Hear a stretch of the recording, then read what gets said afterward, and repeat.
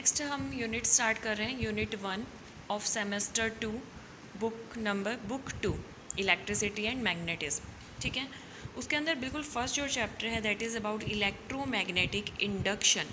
ठीक है, तो सबसे पहले आपको इस चैप्टर के नाम का ही पता होना चाहिए कि इलेक्ट्रोमैग्नेटिक इंडक्शन का मतलब क्या है।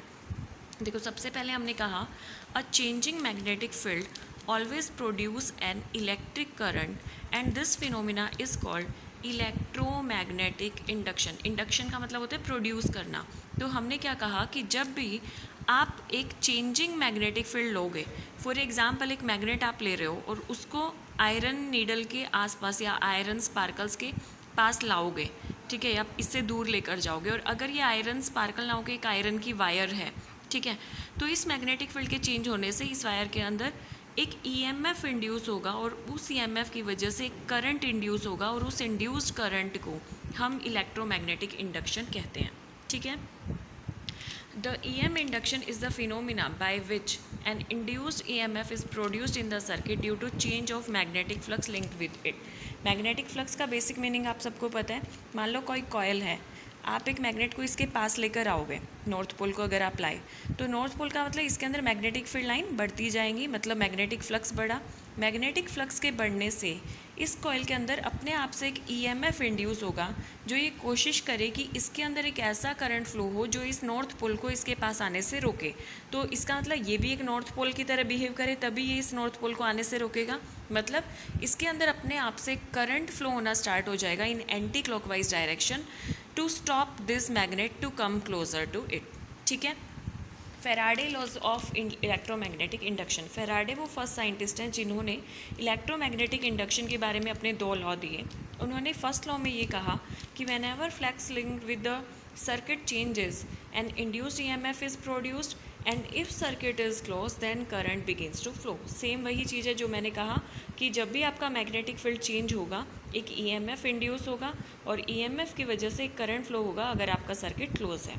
सेकेंड उन्होंने लॉ ये कहा the magnitude of induced EMF, जो मैग्नीट्यूड होता है ईएमएफ इंड्यूस का, वो डायरेक्टली इस बात पर डिपेंड करता है कि फ्लक्स किस रेट से चेंज हो रहा है। ठीक है, और फ्लक्स के चेंज की डायरेक्शन हमेशा ऑपोजिट होती है as that of induced EMF, या ये कह सकते हो EMF induced is always induced in such a direction to oppose the change of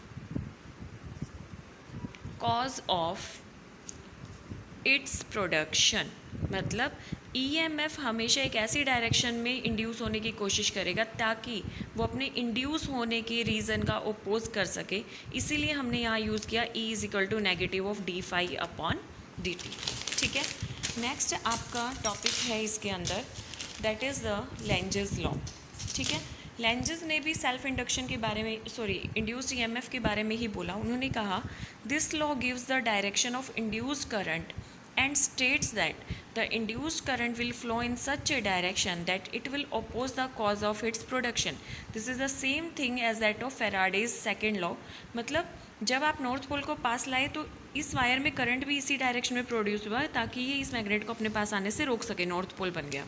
अगर आप नॉर्थ पोल को दूर लेकर जा रहे हो तो मतलब आप इसमें से फील्ड लाइंस को कम कर रहे हो, एक अकॉर्डिंगली आप इसको नहीं चाहते कि नॉर्थ पोल दूर जाए, तो इसको एज अ साउथ पोल की तरह बिहेव करना चाहिए। तो this is the south pole. ठीक है, इस तरह से आप एस बनाते हो तो this is the south pole. तो लेंजेस लॉ ने कहा कि करंट की डायरेक्शन हमेशा ऐसी होती है कि वो इसके कॉज की प्रोडक्शन को रोक सके, प्रोडक्शन के कॉज को रोक सके, ऑपोजिट। ठीक है, नेक्स्ट है आपका टॉपिक सेल्फ इंडक्शन। नाम से ही पता लग रहा है अपने आप से इंड्यूस करने की कोई प्रॉपर्टी। तो हमने कहा it is the property of a circuit by virtue of which it opposes any change in strength of current flowing through it due to EMF induced in it. Same thing as that of Faraday's second law. Self-induction is the phenomena due to which an induced EMF is set up in a circuit due to change of magnetic flux through the same circuit.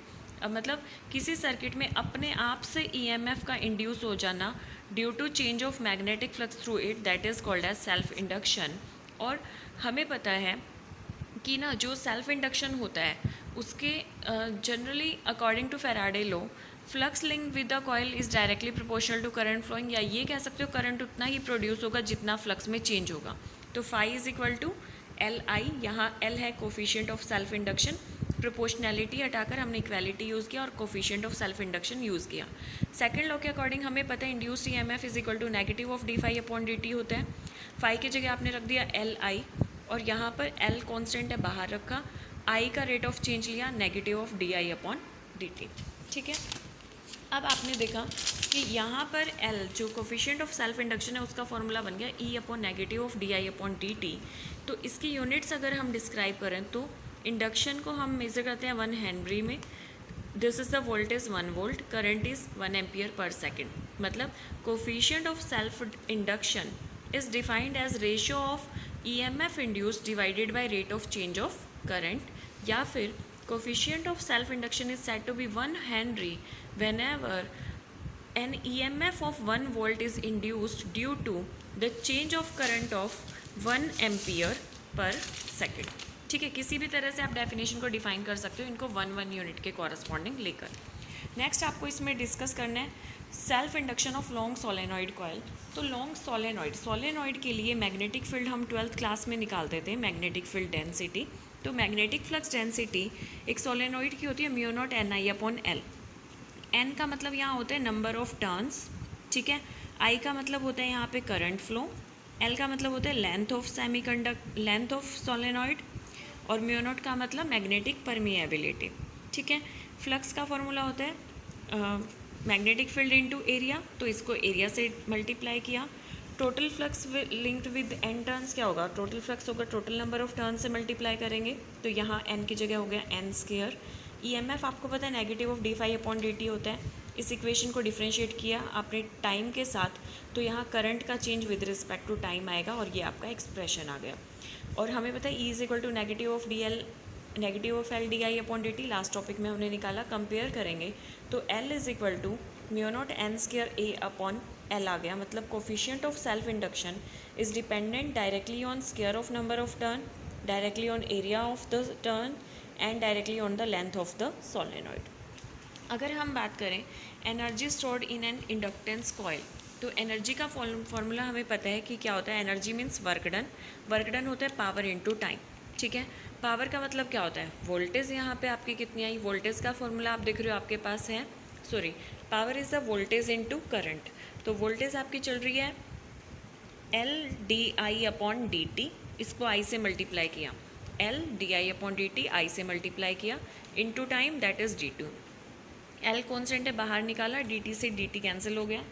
यहाँ पर आप आई का integration कर रहे हो with respect to d I from 0 to I naught is the maximum current. Integrate किया तो आई square by 2 आया, और ये आपका आ गया energy stored in the solenoid in form of current. Actual में एनर्जी स्टोर होती क्यों है, क्योंकि देखो जब भी फ्लक्स चेंज होगा ना, सिर्फ तभी आपका करंट इंड्यूस होगा। जब भी आपका फ्लक्स चेंज होना बंद हो जाएगा तो करंट का फ्लो भी एकदम से बंद हो जाएगा।